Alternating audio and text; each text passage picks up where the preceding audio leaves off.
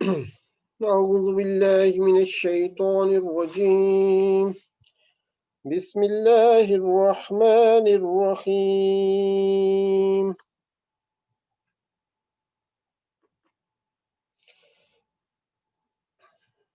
انشاءاللہ درس قرآن جو ہے شروع ہونے والا ہے۔ آپ برائے مہربانی موبائل فون بند کر دیجئے۔ شکریہ۔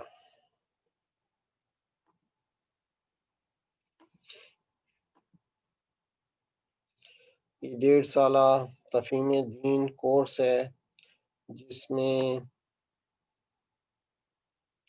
کلاس نمبر 12 آج ہماری ہے۔ سورہ البقرہ کی آیات 60 سے 66 تک کا اس میں مطالعہ کیا جائے گا، اور یہ دروس مولانا محمد اسماعیل صاحب کی کاوش سے تیار ہوئے ہیں۔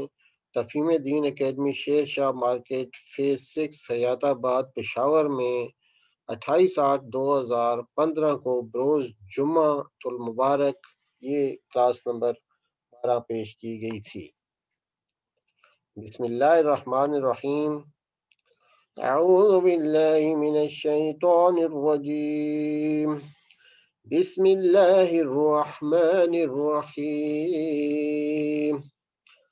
وَإِذِ اسْتَسْقَى مُوسَى لِقَوْمِهِ فَقُلْنَا اضْرِب بِعَصَاكَ الْحَجَرَ فَانفَجَرَتْ مِنْهُ 12 عَيْنًا قَدْ عَلِمَ كُلُّ أُنَاسٍ مَّشْرَبَهُمْ كُلُوا وَاشْرَبُوا مِن رِّزْقِ اللَّهِ وَلَا تَعْثَوْا فِي الْأَرْضِ مُفْسِدِينَ۔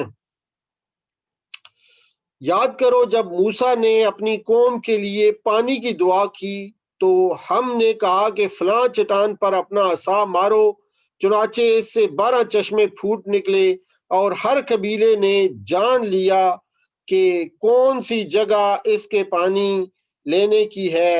اس وقت یہ ہدایت کر دی گئی تھی کہ اللہ کا دیا ہوا رزق کھاؤ پیو اور زمین میں فساد نہ کرو۔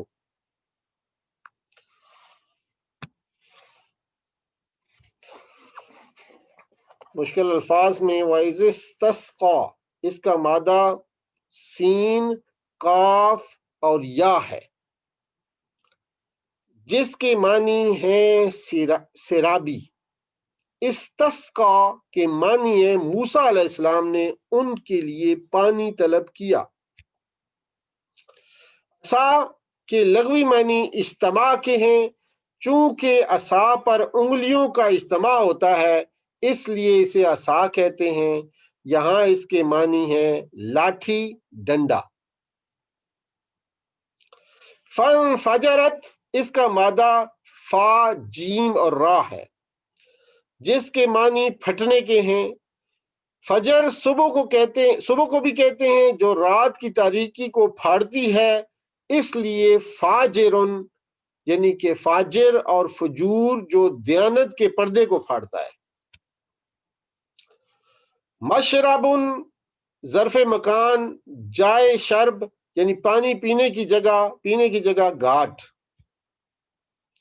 ولا تعثوا، عین، سا اور یا اس سے ہے، یعنی اس کا مادہ جو عین سا یا ہے، جس کے معنی ہے فساد میں حد سے بڑھ جانا۔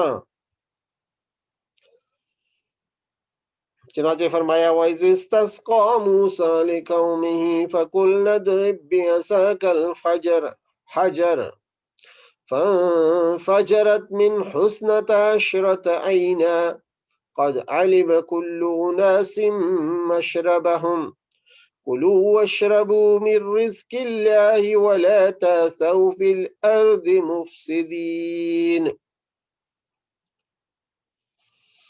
آگے آیت نمبر 61 ہے جس میں فرمایا گیا وَإِذْ قُلْتُمْ يَا مُوسَىٰ لَن نَّصْبِرَ عَلَىٰ طَعَامٍ وَاحِدٍ فَادْعُ لَنَا رَبَّكَ يُخْرِجْ لَنَا مِمَّا تُنبِتُ الْأَرْضُ مِن بَقْلِهَا وَقِثَّائِهَا وَفُومِهَا وَعَدَسِهَا وَبَصَلِهَا ۖ قَالَ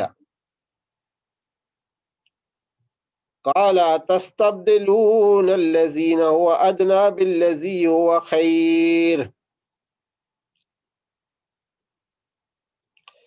اهبطوا مصرا فإن لكم ما سألتم وضربت عليهم الذلة والمسكنة وباءوا بغضب من الله ذلك بأنهم كانوا يكفرون بآيات الله ويقتلون النبيين بغير الحق ذلك بما عصوا وكانوا يعتدون. یاد کرو جب تم نے کہا تھا اے موسیٰ ہم ایک ہی طرح کے کھانے پر صبر نہیں کر سکتے، اپنے رب سے دعا کرو کہ ہمارے لیے زمین کی پیداوار ساگ ترکاری کھیرا ککڑی گیہوں لہسن پیاز دال وغیرہ پیدا کرے۔ تو موسیٰ علیہ السلام نے کہا کیا ایک بہتر چیز کی بجائے تم ادنا درجے کی چیزیں لینا چاہتے ہو؟ اچھا کسی شہری آبادی میں جا رہو، جو کچھ تم مانگتے ہو وہاں مل جائے گا۔ آخر کار نوبت یہاں تک پہنچی کہ ذلت و خواری اور پستی اور بدحالی ان پر مسلط ہو گئی اور وہ اللہ کے غضب میں گر گئے۔ یہ نتیجہ تھا اس کا کہ وہ اللہ کی آیات سے کفر کرنے لگے اور پیغمبروں کو ناحق قتل کرنے لگے۔ یہ نتیجہ تھا ان کی نافرمانیوں کا اور اس بات کا کہ وہ حدود شرع سے نکل جاتے تھے۔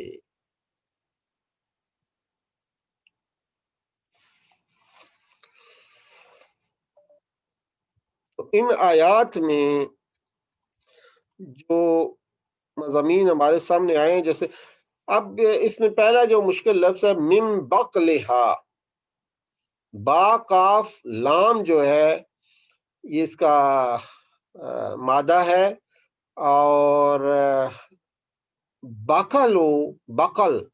بقل ہر وہ چیز جس سے زمین سرسبد ہو بقل کہلاتی ہے۔ یہاں سے مراد سبزیاں اور ترکاریاں ہیں جسے انسان کھاتا ہے۔ کسائیہا ککڑی، فومہا گندم کے علاوہ یہ لفظ لہسن کے لیے بھی استعمال ہوتا ہے، فومہا۔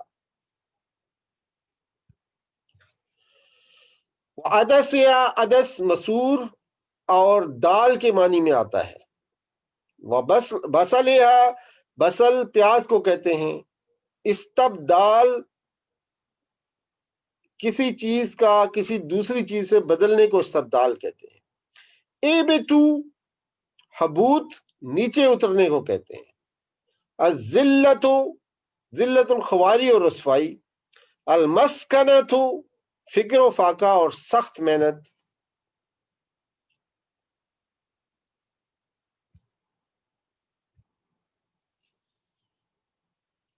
آگے آیت نمبر 62 ہے۔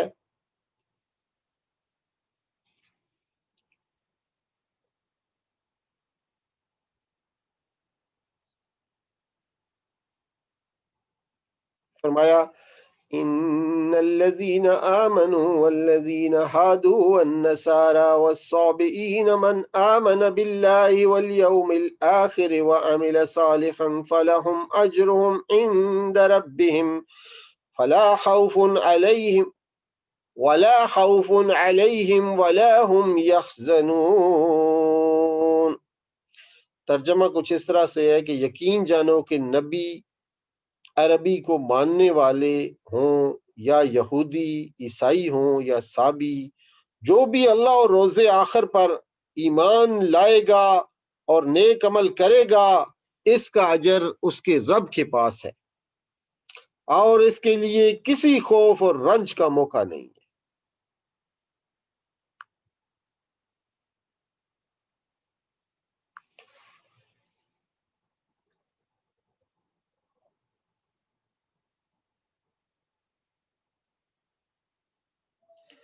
تو صابئین کون تھے؟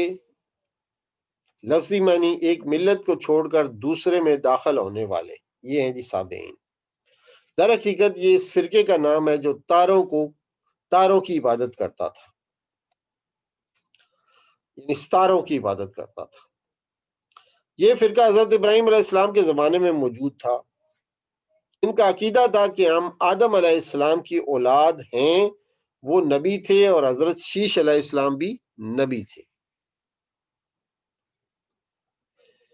ان کے بعد کسی اور نبی کی ضرورت نہیں، ہم اپنا پورا دین ستاروں کے ذریعے سے براہ راست اللہ سے لیتے ہیں، یہ ان کا عقیدہ تھا۔ آخرکار یہ فکرہ اہل کتاب میں ضم ہو گیا، یہ فرقہ اہل کتاب میں ضم ہو گیا، اس فرقے میں مجوسی پیدا ہو گئے۔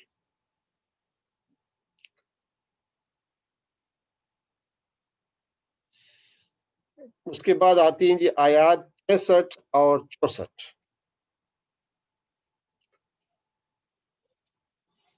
وَإِذْ أَخَذْنَا مِيثَاقَكُمْ وَرَفَعْنَا فَوْقَكُمُ الطُّورَ خُذُوا مَا آتَيْنَاكُمْ بِقُوَّةٍ وَاذْكُرُوا مَا فِيهِ لَعَلَّكُمْ تَتَّقُونَ ثُمَّ تَوَلَّيْتُمْ من بعد ذلك فلولا فضل الله عليكم ورحمته لكنتم من الخاسرين۔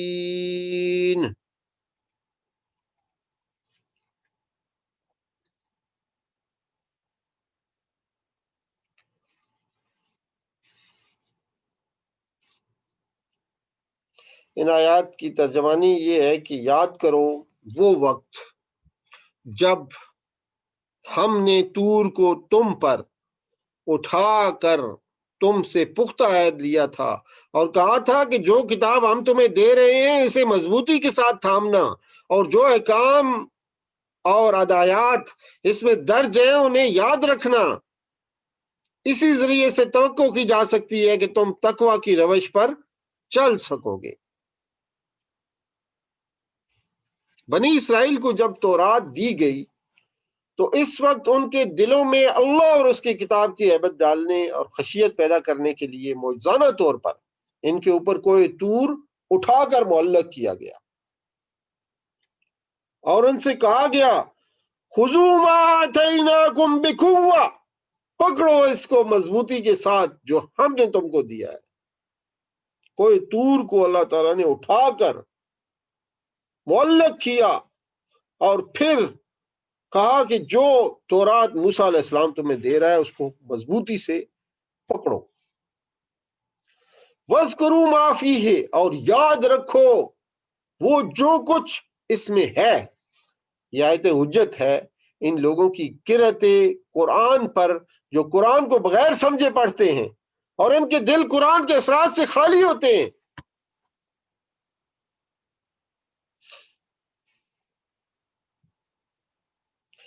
آیت 65 سے 66 میں اصحاب سبت کا ذکر آ رہا ہے، تو یہ آیت سب سے پہلے آیت کو دیکھ لیں۔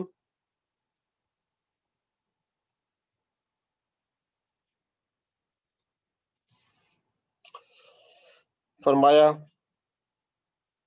وَلَقَدْ عَلِمْتُمُ الَّذِينَ اعْتَدَوْا مِنْكُمْ فِي السَّبْتِ فَقُلْنَا لَهُمْ كُونُوا قِرَدَةً خَاسِئِينَ فَجَعَلْنَاهَا نَكَالًا لِمَا بَيْنَ يَدَيْهَا وَمَا خَلْفَهَا وَمَوْعِظَةً لِلْمُتَّقِينَ۔ مگر اس کے بعد تم اپنے عہد سے پھر گئے، اس پر بھی اللہ کے فضل اور اس کی رحمت نے تمہارا ساتھ نہ چھوڑا، ورنہ تم کبھی کے تباہ ہو چکے ہوتے۔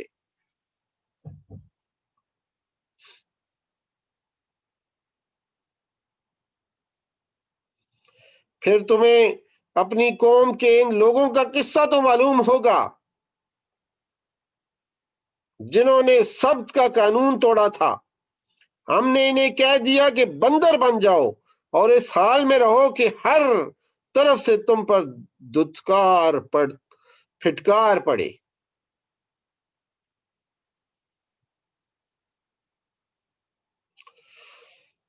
اس طرح ہم نے ان کے انجام کو اس زمانے کے لوگوں اور بعد کی آنے والی نسلوں کے لیے عبرت اور ڈرانے والوں کے لیے نصیحت بنا کر اور ڈرنے والوں کے لیے نصیحت بنا کر چھوڑا۔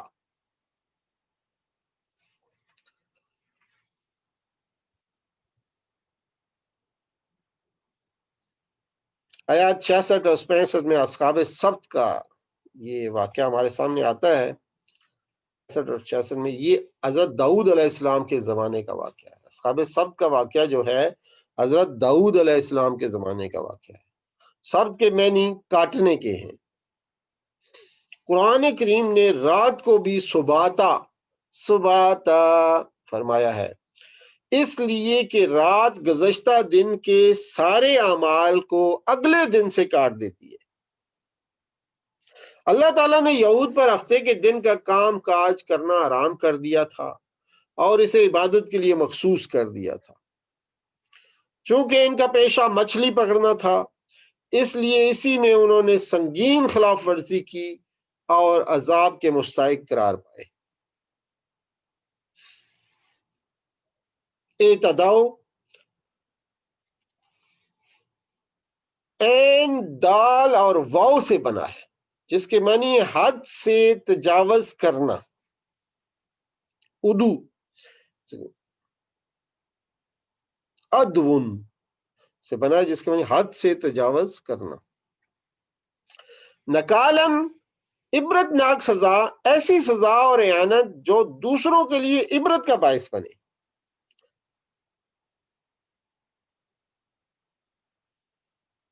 چنانچہ فرمایا وَلَقَدْ عَلِمْتُمُ الَّذِينَ اعْتَدَوْا مِنْكُمْ فِي السَّبْتِ فَقُلْنَا لَهُمْ كُونُوا قِرَدَةً خَاسِئِينَ فَجَعَلْنَا نَكَالًا لِمَا بَيْنَ يَدَيْهَا وَمَا خَلْفَهَا وَمَوْعِظَةً لِلْمُتَّقِينَ۔ تو آج اسی پہ اکتفا کرتے ہیں۔ وآخر دعوانا ان الحمدللہ رب العالمین، وصلی اللہ تعالی علی خیر خلقہ محمد وعلی آلہ واصحابہ اجمعین برحمتک یا ارحم الراحمین۔